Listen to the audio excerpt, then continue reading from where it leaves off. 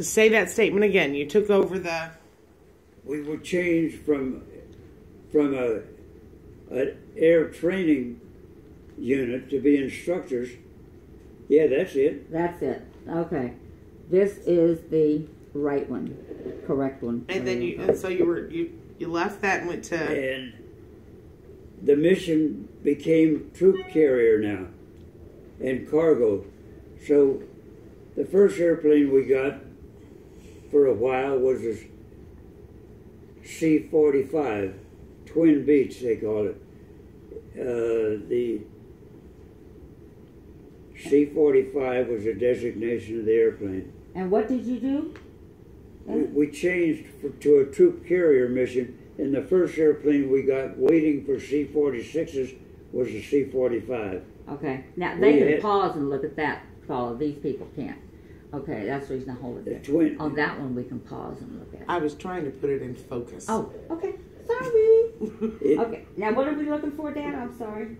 C-45. C-45. Okay. That's a beach airplane. Beach made it. Beechcraft. Twin engine beach they call it. C-45. C-45. It says C-450. It wasn't a 450, huh? Beechcraft. C-45. That's it. That's it?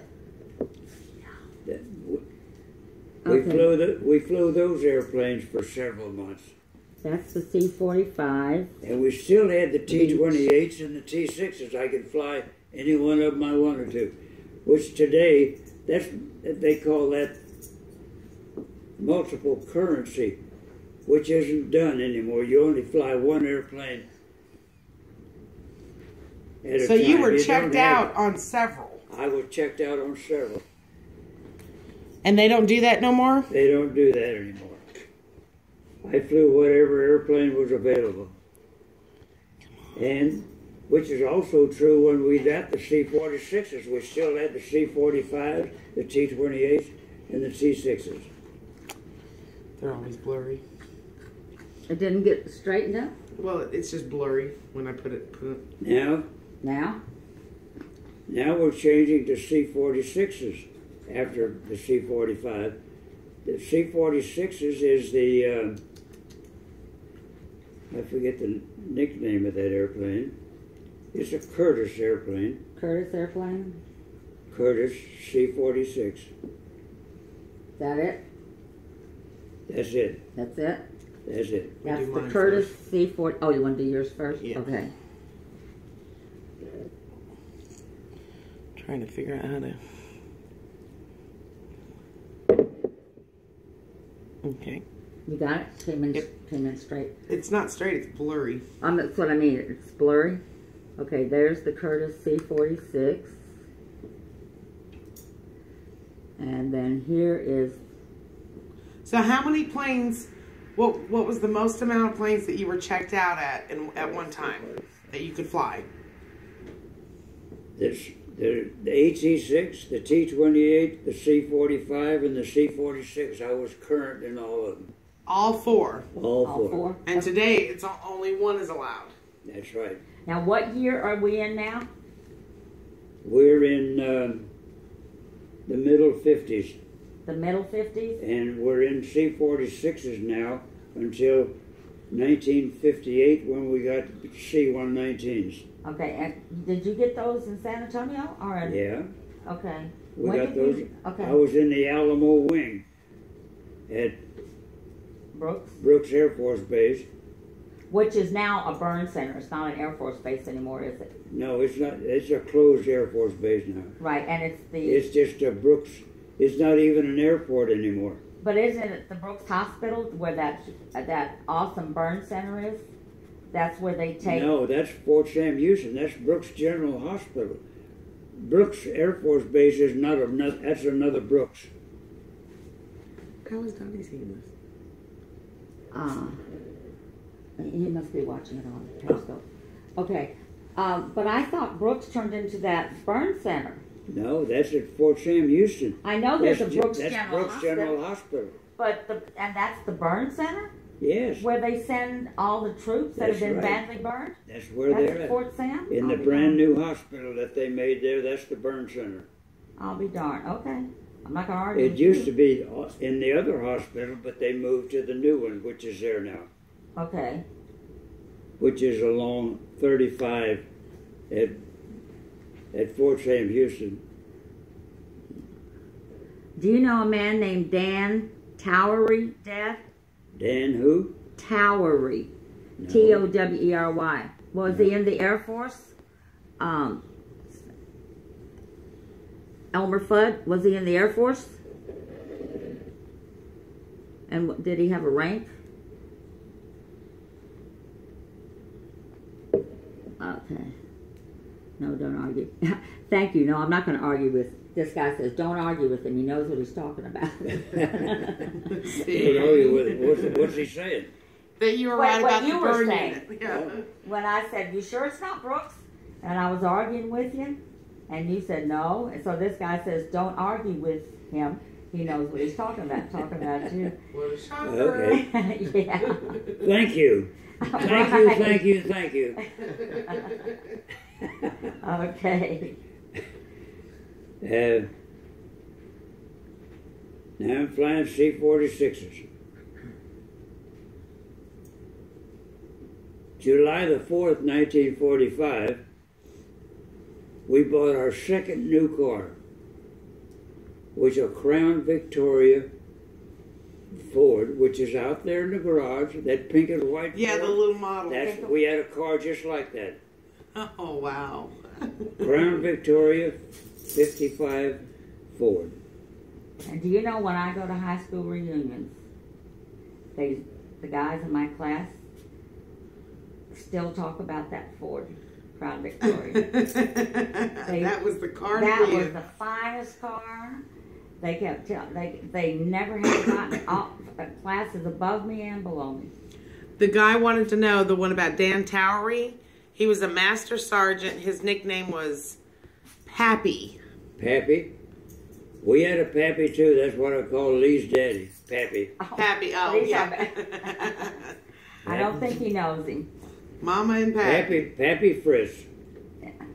I called my daddy Pop. That's all I ever called him. Right. Pop. Okay, now where are we? We're Checked out in 4 we planes. just got our second car, the Crown Oh. Victoria Ford. How did that get in there? Huh? I just put it in there Okay. because I had to get that in there. Right, okay.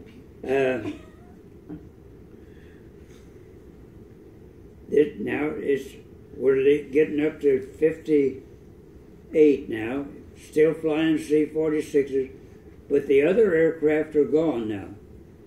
The C-45s, the T-28s. We ferried all those airplanes to Davis-Monthan Air Force Base at Tucson, Arizona, which is the boneyard for. Are they? I wonder if they're still in there. All the ones that you ferried over there. They have to be. They've salvaged the engines, but all those airplanes are melted down to make other airplanes. Ah, okay. The only airplanes they have in storage there at The boneyard. the boneyard, which they don't like to be called the boneyard. They don't? No. What do they want to be called? They're reclamation or something like that. Oh, there's the car, huh? That's it.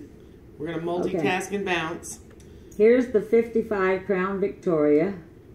We didn't have that Continental package on the back, the spare tire on the back. Oh, we didn't? No, we didn't have that. It's not clear. But yet. we had it, the same color and everything. Yeah. So that's the car you got, your second car. That's the second. With the first car was a 50 Coupe Mercury. I have it. I need to find it. Yeah, it's over in the photos over there somewhere. Okay, so boneyard. See, I always wanted to go there. That's a And bucket list. aircraft that are still usable, they just what they call pickle them. They close up the engine, and pickle them for storage, and it can be brought into service at any time if they need that. If we go to war and they need that airplane. They have a certain amount of airplanes that are pickled, and all the others that are very old, they melt them down to make other airplanes. Awesome. Okay. And we took all the airplanes to the boneyard. I even took C-119s to the boneyard when we got the C-130s. Really? I was in the, of course, and that was our refueling stop whenever we went to the West Coast in C-119s. That was one of our refueling stops. How cool. El Paso was our other refueling stop.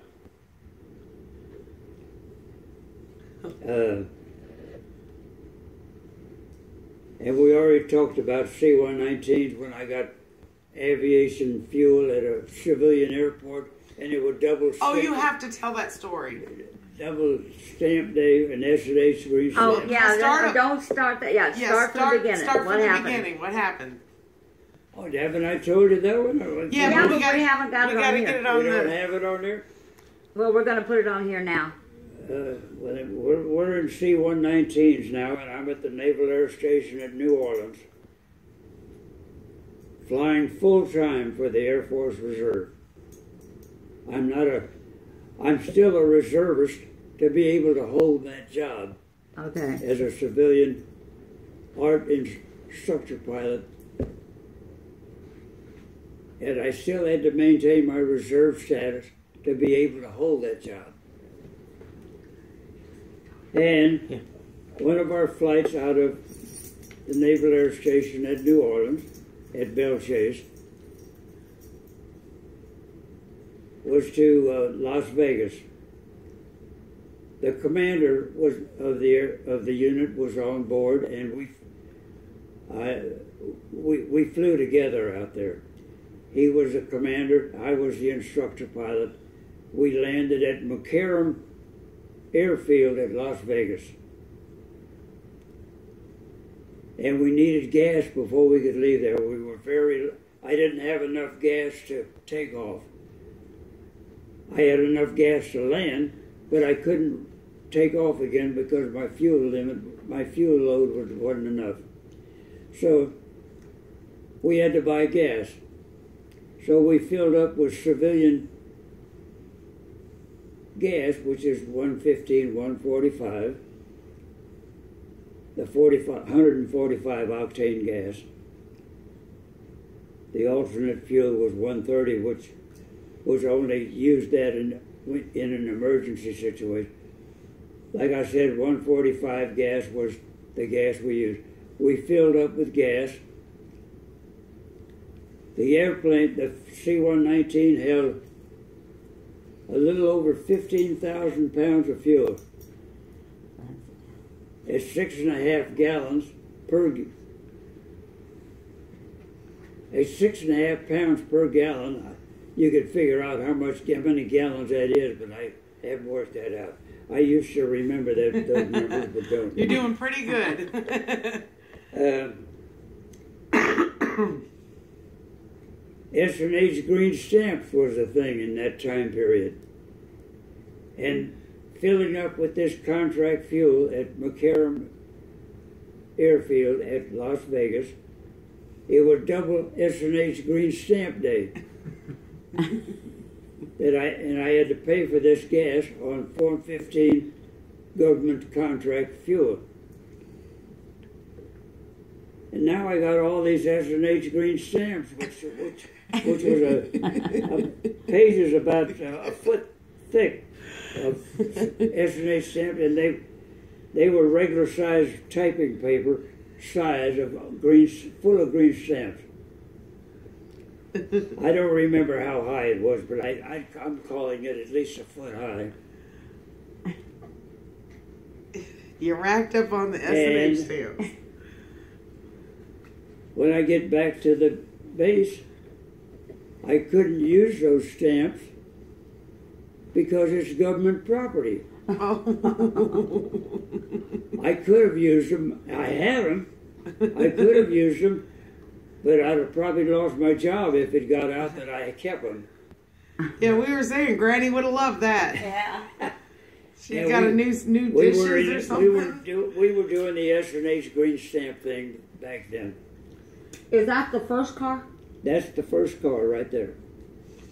That's our And first that's brand new me car. and Mom. Okay, this is the first Is car. that me and Dad or me and Mom? I've had other That's cars, your- but that's that's Gramps. our first brand new car. That's me and my dad, right? Yeah. And what was this car? A Mercury, What year? 1950. And when did you buy it? That was in, I designed a house that he was the Tuberville Mercury, he worked for this Tuberville Mercury company in San Antonio, and he gave me a special deal on this 50 Mercury to buy it. Yeah. That car cost $1,700. Wow. Well, let's go back to the Crown Victoria again. You bought it new. How much did you pay for that brand new car? That was $3,600. For a brand new Ford car. Crown Victoria. This car cost $1,800, and that was 5 years earlier than the 55 Ford. Right. Now, that's a coupe. Coupe? They call that a coupe. A two-door was a coupe. Okay. Like the Coupe de Ville Cadillac, Yeah. that's a two-door. Two-door? Okay. Sedan de Ville was the four-door. We had a Coupe de Ville. And what were you That was a flying? 1973 car. What were you flying at this time? During these years, I'm flying C-46s up to 1958. You flew C-46s until 1958. Before that, you had flown a bunch of other airplanes. Yeah. In 1960, that's when I went to work, took this art position, and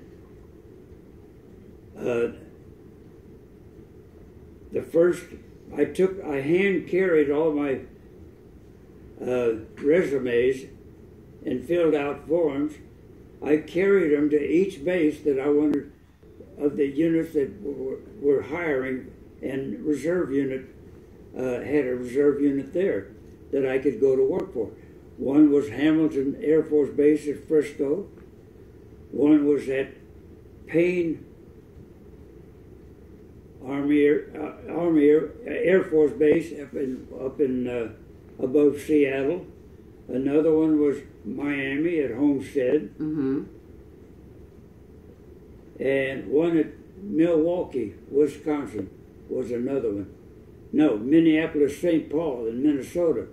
That had another reserve unit there. That was all C-119s that I could have went to work for. The first,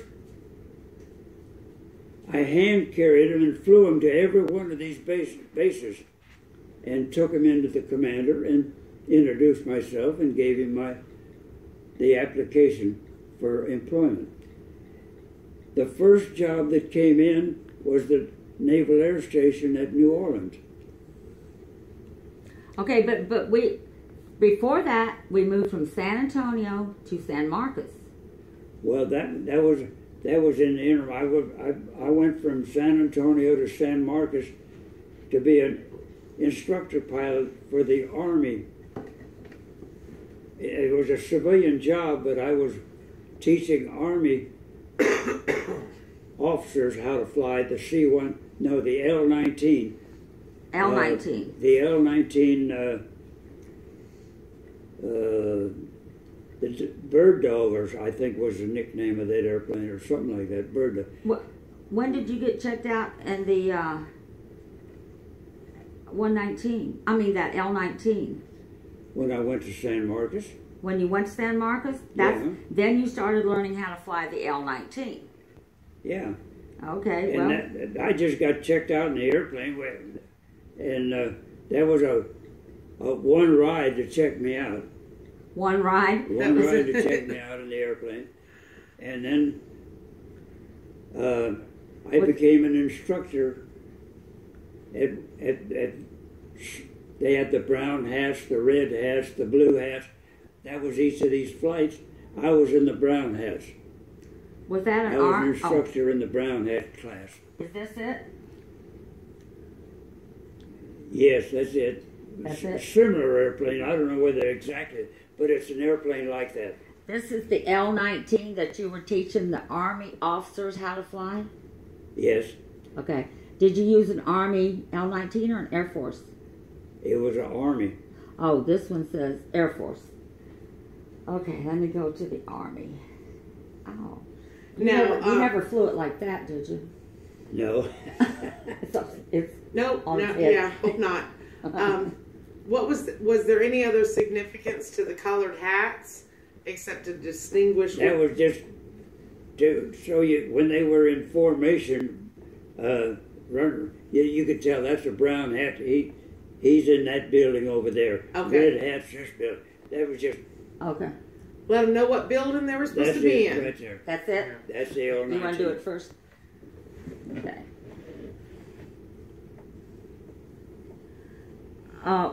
Was that plane made at Lockheed? That was Cessna. Cessna. Okay. It was a Cessna aircraft. Okay. Thank you. Okay. That's the L-19. Lockheed. Oh, you asked No, me. yeah, he asked me. Okay, here's the Cessna. The Cessna L-19? Hmm? Yeah. Cessna L-19. Had a Continental engine. Okay. And I don't remember the horsepower, about 200 and some odd horsepower. No, it wasn't that. It was a 100 horsepower engine. Or something like that. I don't recall. I don't remember now. But anyway, that's a very safe airplane. It'll just barely kill you. It'll barely kill you. Barely kill you. It's a very safe airplane. It'll barely kill you. It's always a Oh, I gotta sudden put- stop at the end of it. Yeah. I got to put this on this coaster that's sweating, and it'd be a circle around there. Yeah. I was at Camp Gary at San Marcos for 3 years. I went to work there on July the 2nd, 1957, and it closed up at the end of 59. Camp Gary. Or in the summer of 59. And we were still living there until August of 1960 when my job came through at New Orleans. I could have went to Fort Rucker over in Alabama and continued instructing in the L-19. But I said, there isn't that job isn't going anywhere. I got to get something that's well established and get career going in this thing. So I didn't do that. And they would have moved me and family and everything else and paid for the driving of the cars over there to Fort Rucker, Alabama. And they would have moved me and everything. But I didn't do that. And you could have gone to L.A. You said, huh? I could have gone to Frisco. Frisco? But the first job that came through that accepted me was New Orleans. Okay. Oh, that's the one I want to hear about. Yeah, okay. Tom Marshbanks was the commander at Kelly Air Force Base, not at Brooks Army Airfield at that time. Brooks, but we had moved to Kelly early that year, and I was the second airplane to leave. I was number one, but the other airplane taxied, and he was in front of me. Beat you to it. So I was number two to take off to deliver the airplanes to Kelly Air Force Base when the unit moved to Kelly. Brooks was closing. Okay. Brooks, yeah, okay. Brooks was closing. So we moved to New Orleans in what year? We moved to New Orleans. I went to work over there August the 8th, 1960. Okay. Yeah. Y'all didn't get over there until late in August or early September. Okay. because I had to get a place to live and get established and all that stuff. Right. And I was on 2 weeks tour. As soon as I got to New Orleans, they had their 2 weeks tour. I had to go to Augusta, Georgia. That's when I got involved in that going to Atlanta, remember? In getting in the pattern 21 on final approach. Oh, okay. Remember that story? Yeah. Well, I was at Augusta on 2 weeks tour at that time. And then when I got back from that, I rented this house on Dover Place in Aurora Gardens. Algiers, Louisiana.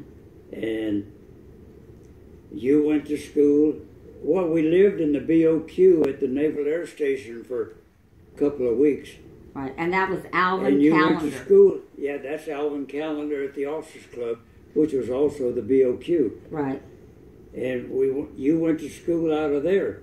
Mother took you to school every morning in the pink and white Ford. Right, right. That's when we got in that patch of ice and slid all over the place. But anyway. Oh, yeah. Okay, and so I went to school at Berman. Now, you were at Alvin Callender Naval Station. That's what it was called, right? Yeah. In Belle Chase, Louisiana, Plaquemines Parish. And I was going to school in Algiers. Where was Donnie going to school? McDonough? Something? Yeah, he was McDonough. And you were at... Berman. Berman, yeah. Berman, yeah, okay.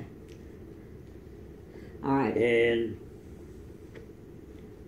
now, what did you start doing at oh, you want to talk about your, the thing at Augusta? No. That's the green stamp thing, huh? No. No? What No, happened there? I'd already... But I forgot what that thing was. It was in 62 when I went to Carum. But what happened at Augusta and the Atlanta thing? You were just in a long line? I went over there to drop somebody off at the Atlanta airport. Oh, It was and you only took a off. 15-minute flight, and I was 15-minute about flight. 21 in line for landing. Right, and you didn't do a rolling start. You just did a... Well, I'm talking about landing now. I was 21 in line for landing. Right. Taxied in, picked up or dropped somebody off. I don't remember which now. And then we went back out for takeoff, and I'm number 24 to 30 or something like that for takeoff. Okay. It was a line of jet airplanes and the C-119 amongst them all. Okay. Prop-driven airplane and all these jets. Okay, now tell us what happened. Well, we were taxiing out for takeoff, and I didn't want to do the old military run-up and takeoff to get checked.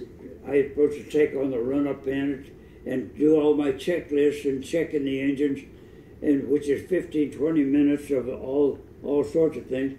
And I'll be holding up all these jet airplanes for takeoff. Right. So I told a man, said, have that checklist done and ready to go. I'll check the mags as we taxi. I revved up the engine, held the brakes so it wouldn't run over the guy in front of me, checked the mags, magnetos. Okay. It had magnetos in the airplane instead of ignition system. Okay. Because without electrical power, my engines would still run with magnetos. Yeah. Okay. And when we were number one for takeoff, I called the tower and told him, we're number one for takeoff now. He said, you cleared for takeoff after the other one left, in front of me. When we rolled onto the runway, and I was putting the power to it as we were rolling. Never stopped. Took off, raised the gear, and we went back to Augusta.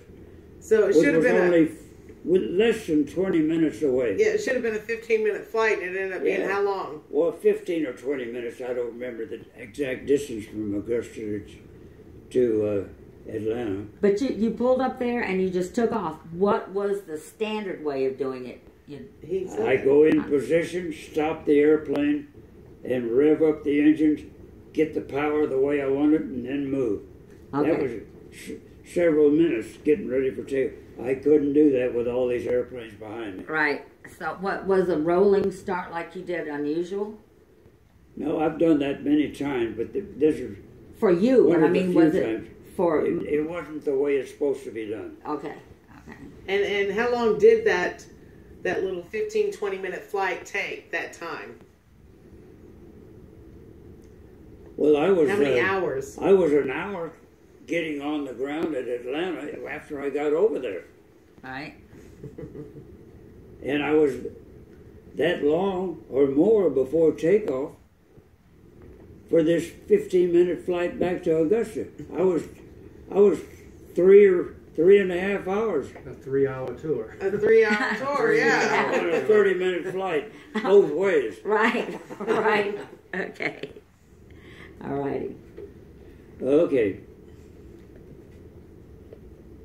So what Yeah. year are we in again? Huh? What year are we in again right now? This is August of 1960. August of 60. Yeah. Okay. 2 weeks tour. Later on, I flew the Air 119 to McCarran, where I got S&H green stamps. That was in 61 or 62. Okay. Well, we kind of got them out of order, but that's okay. But Yeah. Burpee was fired. Why? Colonel Burpee? Wasn't he colonel? He was a lieutenant colonel. Lieutenant He colonel. wasn't even a full bull. We call a full colonel a full bull. Wow. Chicken, he had chickens on his shoulders. Chickens on his shoulders. So why was he fired?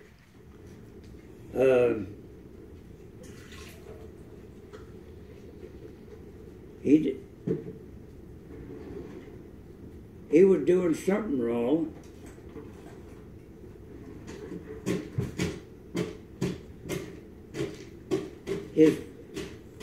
He shot up the house his house where his wife was. He shot into the house because she wouldn't let him in. Oh my God. They lived in the Aurora Gardens Aurora too? Gardens. Okay, I remember that. Further towards the bayou, Right, the right. bridge. And he had that family trouble. Yeah, I'd call that They family replaced trouble. him. It was the same as firing. Hilliard Kelly became the commander from there. He was the ops officer, our ops officer. Then he became commander. He was a major at that time and instantly made lieutenant colonel. And later on he made full colonel. Oh.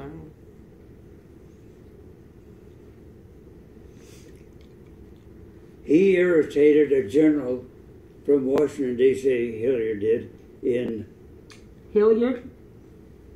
Hilliard Kelly was his name. Right, And we called him chief. right. But that was the commander, wasn't it? He was the commander. Uh-huh. At first it was Burpee Oh, and then Kelly took his place. and took his place. Kelly was the ops officer for us.